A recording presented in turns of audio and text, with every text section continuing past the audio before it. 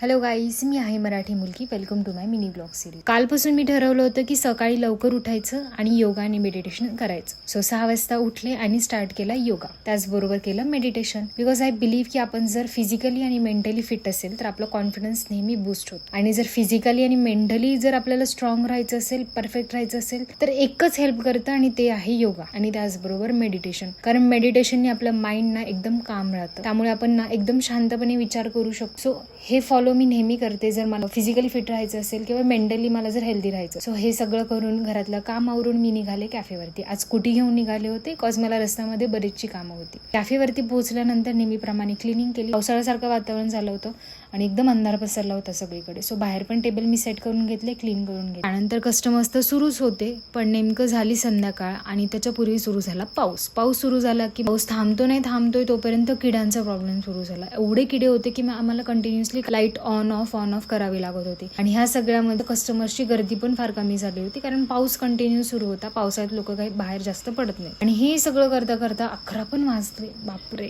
चला घरी जाऊयात. मग तुम्ही केव्हा येताय दी स्पायसी स्टोरीज भेट देण्यासाठी? आम्ही वाट बघतोय. भेटूयात उद्याच्या ब्लॉगमध्ये.